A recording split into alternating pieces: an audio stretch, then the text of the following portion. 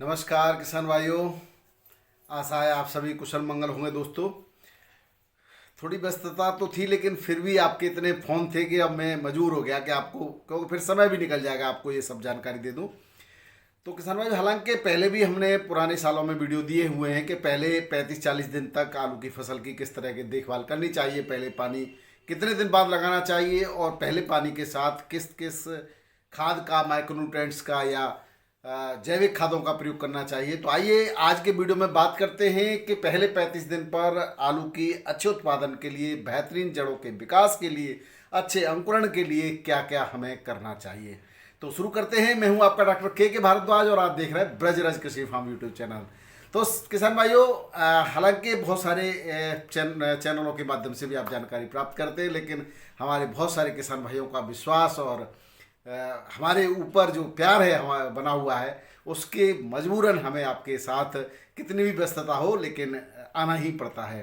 किसान भाइयों, जैसा कि आप जानते हो कि मुख्य तत्व के रूप में हम नाइट्रोजन, फास्फोरस और पोटेशियम को लेते हैं और जो सेकेंडरी तत्व हैं उनमें होता है कैल्शियम, मैग्नीशियम और सल्फर।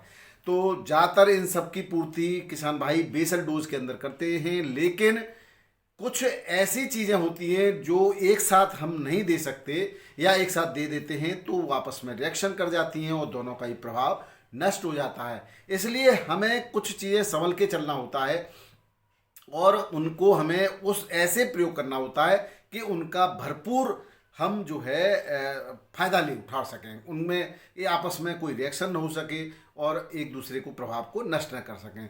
कुछ किसान भाई भट्टी खाद के बारे में भी बात करते हैं। किसान भाई, तो भट्टी खाद के बारे में हालांकि मैंने एक पूरा कंप्लीट वीडियो दिया है। आलू की फसल में भट्टी खाद का जो है डायरेक्ट हम प्रयोग करेंगे तो उसका बहुत ज़्यादा उसका कोई फ़ायदा नहीं होगा, क्योंकि आलू को जर्मिनेट होने के लिए 20 दिन की आवश्यकता होती है। 20 दिन में वो बाहर अंकुरण निकल के आ पाता है, 20-21 दिन में। तो उस समय तक, इतने ही दिनों में जो खाद आपने बेसल डोज में मिट्टी के अंदर दबा दी है वो परिपक्व हो जाती है। कोई भी पौधा किसी भी खाद का प्रयोग यानी किसी भी तत्व का प्रयोग, खाद तो एक मिश्रित तत्वों का मिश्रण होता है, लेकिन किसी भी मैक्रोन्यूट्रेंट्स या माइक्रोन्यूट्रेंट्स या ये कहेंगे पोषक तत्वों का प्रयोग जो है आयनिक फॉर्म में या घुलनशील अवस्था में करता है और पौधा मिट्टी में से जड़ों के माध्यम से जो है पोषण प्राप्त करता है। और जो आपके ट्यूबर्स लगते हैं वो वाइट रूट्स पर लगते हैं, उसके अलग से रूट बनती हैं वाइट रूट। वो ट्यूबर जो होते हैं वो जड़ न होकर के किसान भाइयों कंद होते हैं, या आप कह सकते हो एक तना का ही भाग होता है, उसको आप जड़ नहीं कहेंगे। और अब मैं आपको बता दूं, प्रमुख पोषक तत्व नाइट्रोजन, फास्फोरस और पोटेशियम। नाइट्रोजन की पूर्ति हम यूरिया के द्वारा ज़्यादातर करते हैं अधिकतम, हालांकि कैल्शियम नाइट्रेट भी इसका सोर्स है। और फास्फोरस की पूर्ति हम डीएपी के द्वारा करते हैं और इस वर्ष डीएपी की सभी किसान भाइयों ने किल्लत झेली है। जिन किसान भाइयों ने डीएपी नहीं दिया है उनको क्या उपाय करना चाहिए उसकी भी जानकारी हम आपको देने वाले हैं। इसके अतिरिक्त हम डीएपी यानी कि फास्फोरस, डाइअमोनियम फास्फोरस उसके अंदर होता है, यानी फास्फोरस 40% होता है जिसमें किसान भाइयों। इसके अलावा हमने सब पहले भी रिकमेंड किया है कि सिंगल सुपर फास्फेट का प्रयोग आप कर सकते हो, जिसके अंदर 16% फास्फोरस होता है। लोग कुछ बहुत सारे लोगों ने बताया कि एक बैग की जगह पर 3 बैग हम अगर एसएसपी का प्रयोग कर लें तो कर सकते हैं, और उसके साथ यूरिया की 1 बैग ले सकते हैं जिसमें नाइट्रोजन की पूर्ति भी हो जाएगी। डीएपी के अंदर एक बैलेंस खाद है डीएपी, जिसमें फास्फोरस 40% और 18% नाइट्रोजन है, जबकि सिंगल सुपर फास्फोरस में नाइट्रोजन नहीं है, केवल 16%, 16 से 21 अलग अलग प्रकार की कंपनियों में वो थोड़ा कॉम्बिनेशन में डिफरेंस हो सकता है। तो फास्फोरस है 16% और कैल्शियम है 16%, उसके अलावा सल्फर है और आजकल जिंक कोटेड होता है तो 0.5% जिंक भी होती है। अब आगे का जो प्रोसेस है, आगे के जो हमें मैक्रो न्यूट्रिएंट्स जो भी देने हैं वो डिपेंड करता है बेसल डोज में हमने क्या दिया है। किसान भाइयों, जो डीएपी यानी डाइअमोनियम फास्फेट हम देते हैं उसके अंदर जो फास्फोरस की पूर्ति है काफ़ी लंबे समय तक चलती रहती है। 2 तरह का आता है, वो भी काले रंग का और सफ़ेद रंग का। जो सफ़ेद रंग का आता है उसका जो सिस्टम है वो 60-70 दिन के अंदर यूटिलाइज हो जाता है, यानी वो फास्ट क्रिया करता है। और जो काले रंग का आता है वो आगे के आपके थोड़ा सा और ज़्यादा दिन तक वो आपका धीरे धीरे करके वो यूटिलाइज होता है। किसान भाइयों, हम कुछ खादों का मिश्रण इस तरह से दे देते हैं, जैसे कि डाइअमोनियम फास्फेट जो है डीएपी, उसको किसी सल्फेट के साथ नहीं मिलाना चाहिए। तो ज़्यादातर अज्ञानतावश या कुछ लोग को तो अपने जो माइक्रो न्यूट्रेंट्स है, मैक्रो न्यूट्रेंट्स है या खाद फर्टिलाइजर से उसको बेचने से मतलब है, किसका कितना उपयोग सदुपयोग हो रहा है इससे कोई मतलब नहीं है। तो हमने अगर सल्फेट को फास्फेट के साथ के मिला करके दे दिया है या नाइट्रेट को फास्फेट के साथ मिला के दे दिया है तो दोनों का ही असर समाप्त हो जाता है। तो मैं किसान भाइयों, जिन लोगों ने मेरे वीडियो देखे हैं तो मैंने आपको पहले ही बता दिया था। तो हम क्या है कि न तो बेसल डोज में सल्फेट का किसी का प्रयोग करते हैं, जैसे कि मैग्नीशियम सल्फेट की फॉर्म में आता है, अमोनियम सल्फेट की फॉर्म में आता है, और आपका फेरस सल्फेट की फॉर्म में आता है, मैग्नीशियम और फेरस और जिंक सल्फेट, बहुत सारे माइक्रोन्यूट्रिएंट्स। तो मैंने एक उसका सीधा साधा, या तो आपने पहले दे दिया होगा तो वो अंदर जमीन के अंदर होगा, या आप इसके बाद में दे सकते हैं, या आप अलग अलग समय पर जुताई से बुवाई से पहले भी दे सकते हैं, जो भी आपने दिया हो। अब हम बात करते हैं किसान भाइयों, बहुत सारी बातें हो जाएगी क्योंकि नाइट्रोजन बहुत बड़ी मात्रा में यानी 78% तो एनवायरनमेंट में ही है।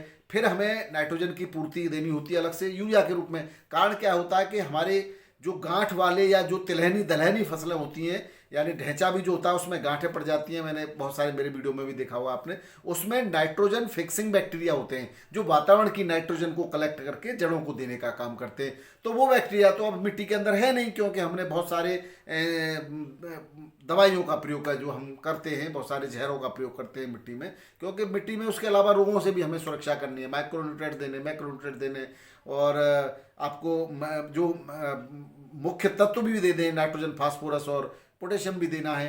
तो इन सब के अलावा अंदर जो बहुत सारी हम लगातार फसलें लेते आ रहे हैं, तो कुछ बैक्टीरिया, वायरस और फंगस भी तो पनप रहे हैं मिट्टी के अंदर, और उनको से भी हमें पहले तो निजात पानी है। तो उसके हम पहले क्या करते हैं कि ज़्यादातर हम लोग मिट्टी को स्टरलाइज शुरुआत में तो कर नहीं पाते क्योंकि खेत खाली नहीं होता है, तो इससे पहले ही हम बुवाई में इन सब चीज़ों को देते हैं। तो यहाँ पर हमें बहुत ज़्यादा आवश्यकता पड़ती है किसान भाइयों इस समय नाइट्रोजन की, क्योंकि अंकुरण तक नाइट्रोजन तो डीएपी में भी था 18% नहीं होगा, तो आपने बुवाई में अगर एसएसपी दिया है तो आपने यूरिया का प्रयोग किया होगा 1 पैकेट प्रति एकड़ के हिसाब से। तो पहले पानी पर आप करीब करीब आप ले सकते हो 30 केजी प्रति एकड़ के हिसाब से यूरिया, और उसमें मिला सकते हैं WG यानी वेटेज ग्रेनुअल भी ले सकते हैं, WDG भी ले सकते हैं, और WG भी ले सकते हैं। कोई भी आप करीब करीब 4 से 5 किलो प्रति एकड़ के हिसाब से सल्फर मिला करके दे सकते हैं। अगर आपने माइकोराजा का प्रयोग नहीं किया किसान भाइयों, तो यहाँ पर माइकोराजा को किसी भी फंगीसाइड के साथ, यानी सल्फर एक फंगीसाइड का काम करता है, और एक जो यूरिया एक केमिकल है, उनके साथ किसी के साथ मिला के नहीं देना है। सरसों की खली के साथ माइकोराजा को मिलाकर दे सकते हैं, अन्यथा आप किसी भी सागरिका के साथ, धनजैम गोल्ड के साथ या बायोविटा के साथ भी आप माइकोराजा को मिला करके दे सकते हैं। इस समय भी आप पानी से पहले या पानी के बाद में इनका प्रयोग आप कर सकते हैं। पहला पानी सामान्य तौर पर 21 दिन के बाद और 25 दिन से के आसपास लगा देना चाहिए, अगर आपने पलेवा लगा करके या आपने पर्याप्त नमी में बुवाई की है उसके बावजूद। अगर आपने सूखी बुवाई की है तो 7-8 दिन में ही पहला पानी लग जाता है, उसके बाद अब दूसरा पानी लगता है उसके 21 दिन बाद, यानी कि वहां पर आप करीब करीब 25 दिन 26 दिन हो सकते हैं, 30 दिन भी हो सकते हैं। तो पहले पानी को 21 दिन बाद, बुआई के 21 दिन बाद जब अंकुरण हो जाए तब लगाना चाहिए, और खादों का प्रयोग तब करना चाहिए तब कम से कम 4 से 5 अंगुल आपके पौधे की लंबाई हो जाए, यानी 4 इंच करीब करीब 3 से 4 इंच की लंबाई उसकी हो जाए, तब ही आप उसमें खादों यूरिया का प्रयोग करेंगे, क्योंकि यूरिया की जरूरत उसके बाद प्रारंभ होती है। शुरुआती पोषण आलू के ट्यूबर में से लेता है, उसके बाद उसकी जड़ें बनना प्रारंभ हो जाती हैं, और उसके बाद वो मिट्टी में से पोषण लेना प्रारंभ कर देता है।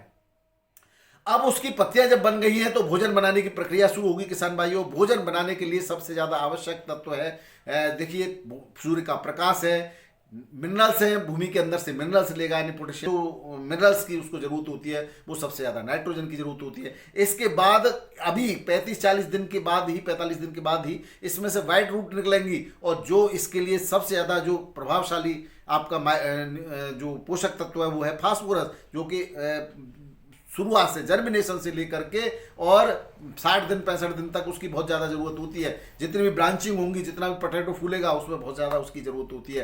तो यहाँ पर आपको अगर डीएपी आपने पर्याप्त दिया है तो कोई ज़रूरत नहीं है, एसएसपी दिया है तो भी कोई ज़रूरत नहीं है। अगर आपने नहीं दिया है तो आपको यहाँ पर NPK 1261-0 1 kg से 1 से 1.5 kg प्रति एकड़ ले सकते हैं 150 लीटर पानी में। इसके अगर वो नहीं है तो आप नैनो डीएपी इस समय उपलब्ध है। नैनो डीएपी 500 ml प्रति एकड़ के हिसाब से एक स्प्रे जरूर करें किसान भाइयों। तो निश्चित रूप से आपकी फसल, आपकी व्हाइट रूट अच्छी बनने प्रारंभ हो जाएंगी और फसल भी अच्छी रहेगी। किसान भाइयों, अगर आपने नैनो डीएपी की आवश्यकता न हो, अगर आपने पर्याप्त सड़ी गली खाद नहीं दी है, आपने कंपोस्ट खाद नहीं दी है, तो आपको माइक्रोराइजा की भी जरूरत पड़ेगी। आपको धनजाइम गोल्ड, यानी कोई भी ये माइक्रोन्यूट्रेंट्स का कॉम्बिनेशन होता है किसान भाइयों। धनजाइम गोल्ड है, बायोवीटा है, सागरिका है, जो सीवीड होती है, सीवीड में भी बहुत सारे माइक्रोन्यूट्रेंट्स होते हैं। तो अगर आप इनके माध्यम से, ये बायो माइक्रोन्यूट्रेंट्स हैं यानी कि आपके बायोलॉजिकल इफेक्ट, तो यहाँ पर आप इसके साथ माइक्रोराइजा का प्रयोग कर सकते हैं। तो इस तरह से किसान भाइयों, आप पहले 35 दिन पर केवल इतनी चीज़ों का प्रयोग करना है।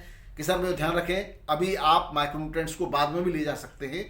अगर आप जो है डीएपी का प्रयोग नहीं किया होगा, बहुत से किसान भाई ऐसे हैं जिनको डीएपी नहीं मिला, तब ये आप यहाँ पर नैनो डीएपी का प्रयोग अवश्य करें। 2 बार आपको करना पड़ेगा नैनो डीएपी का प्रयोग, एक बार 30 दिन पर, 30 से 35 दिन पर, एक बार 40 से 45 दिन पर। उसके बाद जो आपका टोटल यूरिया है, यानी कि जो भी नाइट्रोजन है, वो भी आपको केवल 45 दिन तक ही पूर्ति करनी है। 45 दिन, 40 से 45 दिन पर भी आप माइक्रोन्यूट्रेंट्स दे सकते हैं, यानी कि दूसरी सिंचाई पर भी दे सकते हैं। तो आपका जो प्रमुख काम है वो पहली सिंचाई पर मात्र नाइट्रोजन देने का है, और उसके बाद आप दे सकते हैं सल्फर। सल्फर का एक बहुत ही प्रमुख काम है, मेरा एक सल्फर वाला वीडियो आप देख लीजिएगा। सल्फर का प्रमुख काम है कि जो भी आपके पोषक तत्व हैं पौधे की आवश्यकता अनुसार, उनको देने के लिए पूल का निर्माण करता है। पूल से मतलब एक देने और लाने ले जाने के ट्रांसपोर्ट का भी काम करता है, और एक बहुत बड़ा अच्छा फंगीसाइड भी है सल्फर। तो सल्फर एक बहुत अच्छा तत्व है, और इसकी पौधे को जीवन पर्यंत, यानी कि जब तक फसल रहेगी तब तक आवश्यकता रहती है, और सर्दी से भी बचाने का काम करती है सल्फर। तो सल्फर का प्रयोग यूरिया के साथ अवश्य करें। वीडियो पसंद आए तो लाइक जरूर कीजिएगा किसान भाइयों, और आपके कोई क्वेरी हो तो बताइए कमेंट बॉक्स में, आपको जवाब देंगे। इसके बाद दूसरे पानी का भी एक वीडियो देंगे। बहुत बहुत धन्यवाद। नमस्कार, आदाब, सत श्री अकाल, राधे राधे, जय जवान जय किसान। आपका दिन मंगलमय हो।